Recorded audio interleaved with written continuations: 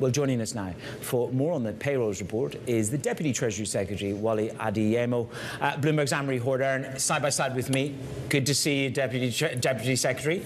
We've had a great jobs report. Annmarie and I have spent time talking about that. The debate is this, and we've just had it with Julie Sue, is about immigration and to what extent. It's a hot political issue. But how much more embracing of immigration does this administration and the country need to do? Because it keeps the pressure off the wage spikes, doesn't it?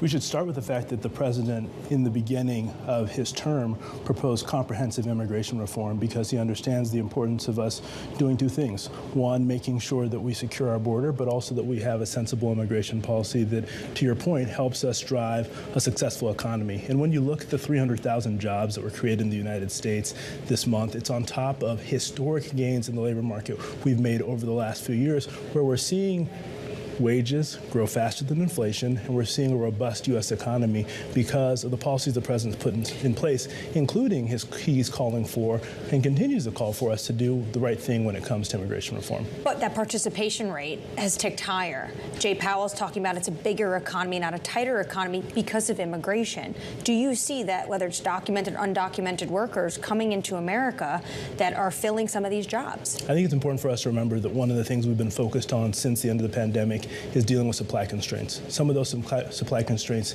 were in the labor market as well. And I think that while you're focused on immigration, we've done a lot to reduce supply constraints for all types of Americans. Look at female participation in the economy. We've seen black female unemployment rates go down as well, but seen more black women enter the labor force than at any point since in modern history. Our goal is to do everything we can to take the people who want to work in this country and make sure they have the ability to do that by giving them the skills they need, working with companies to make sure we get labor in the right place. And the president's committed to doing everything we can to reduce these supply constraints because we know they're key to reducing inflation in the economy. Well, black Americans, though, unemployment rate ticked higher, 6.4%, at a time when we see the president's poll numbers are softer with black Americans, with Hispanics. How much of a political headwind is this for you? So it's important to remember that where we started.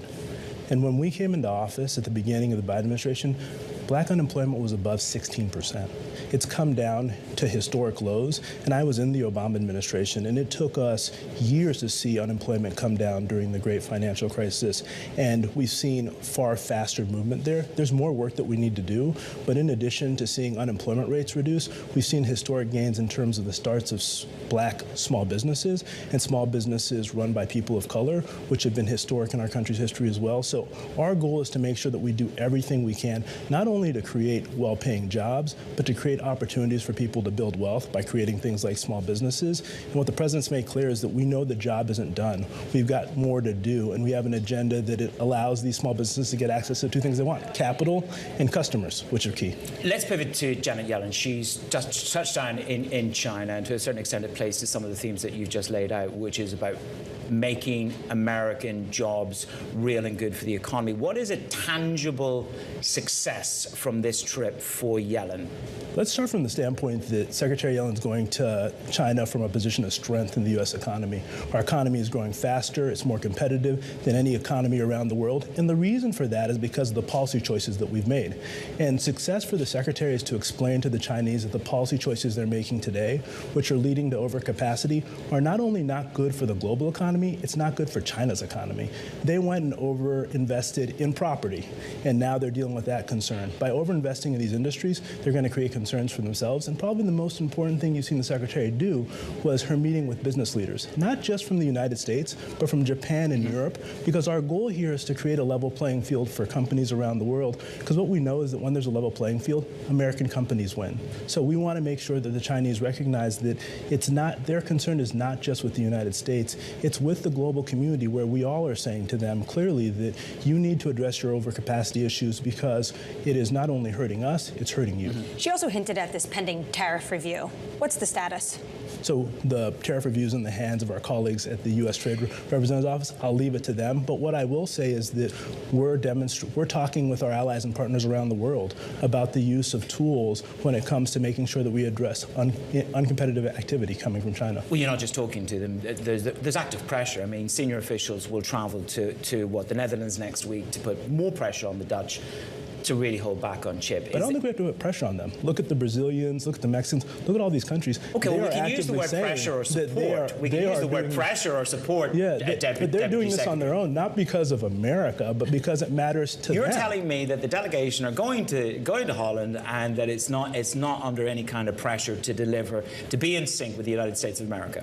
When you look at the officials in the Netherlands or the officials in Brazil, the Brazilians care deeply about the Brazilian steel market. That's why they're thinking about going after uncompetitive behavior from China. These countries fundamentally care about their workers just as much as we care about our workers, and we want to work together as allies and partners to make clear to China that we want to compete with you on a level playing field, but when you take actions that hurt our workers and hurt our companies that are not competitive, we're going to act in unison to hold you accountable. You're talking about a multilateral approach when it comes to China.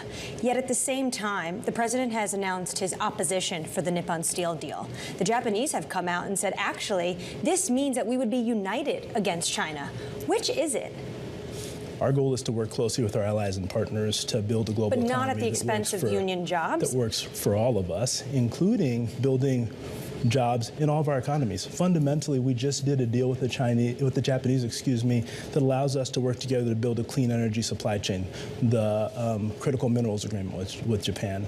But we do believe that it's important that we invest here at home in building strong jobs here in the United States, which we've done, and the labor numbers today demonstrate that. We think it's possible to do both things, invest here at home, but also to build out a global supply chain that benefits not just the United States, but Japan and all of our allies. And that's exactly what the president is doing, and that's why we think that working together with those same allies, be it Japan, be it Europe, to address China's overcapacity is important. That's why the secretary, in meeting with business leaders from the international community, didn't just meet with American business leaders, but met with business leaders from Europe and from Japan as well, because we share the same concerns. But you see how sometimes there can be mixed messages to some U.S. allies.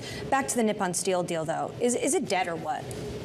I'm not going to comment on a private sector deal. That's not my role. What I can tell you, though, is that we're very invested in building a domestic steel industry that can supply the investments we're making here at home, which include the Bipartisan Infrastructure Act, the Bipartisan Chips and Science Act, and the IRA investments that are happening here. And when you look at the numbers today and you see the growth in employment in the country, that's being driven by the policy choices the president has made. And our goal is to make sure that that doesn't only benefit the American people, but benefits our allies and partners as well as we're building out global supply chains. We're going into the spring meetings in a couple of weeks. When you look around the world, you're talking about growth here in America. It is exceptional. And it is pretty unique relative to the rest of the world. As you go into these spring meetings... I think the thing we don't talk enough is that the reason that growth is happening is because of our outstanding companies here in the United States, but because of the policy choices we made in the United States that are different than policy choices made in other countries and the president's agenda. And I think our goal has to be, as the spring meetings happen, that we drive a message to the rest of the world. The growth, to be fair, is driven in part by stimulus, and it is driven by part the lasting effect of the COVID stimulus on the consumer. So that is a policy-driven, let's say, recovery relative to the rest of the world. What's the biggest concern as you go to these spring meetings? What's your message at these spring meetings with the global leaders? You talked about them 3 times now during this conversation. I think the key for us is to make sure that we address overcapacity, because that is a global issue that we all face, but that we also take steps to continue to drive growth in the global economy. And that while the United States, we're making investments in the energy transition through the Inflation Reduction Act, we want to make sure that other countries are making similar investments, because we know that we can't solve the climate crisis alone in the United States. And we also know that as we think about the energy in general, we want to be in a position where we're transitioning away from fossil fuels, not only because of the climate impact, but also because of the energy security issues. Can I just squeeze this in? You're putting a lot of emphasis right now on climate and energy security. If that is the case, if climate is the big goal, then why not let the market do its job and let in Chinese EVs? Well, if it was market determined, that would be one thing. But the reason that China's EVs are flooding the market is because of state subsidies. And fundamentally, one of the things that we learned from the pandemic, but we also learned in general from geopolitical situations, is you don't want to have one supplier of any one good. You don't want to go from Russia supplying gas to Europe to China being the only supplier of solar panels or EVs to the world. Would you agree that in terms of the EV infrastructure, that this administration, respectfully, has not achieved its goals? we're still working at our goals. As you know, the IRA is a 10-year bill that's making huge investments, not only in the supply side, but also on the demand side of our economy, and we're seeing results. In the United States, we've seen $600 billion of announced investment in the economy driven by the president's bills. And when you look at the job numbers today and you look at those job numbers and the investment numbers in the economy, those are being driven by policy choices we made here in the United States, and we're going to continue to make those policy choices to make sure that America's economy outperforms the rest of the world. Deputy Secretary, thank you so much for joining us. That is Deputy Treasury Secretary Wally Adeyemo, joining us both with Annmarie Hordern around the desk.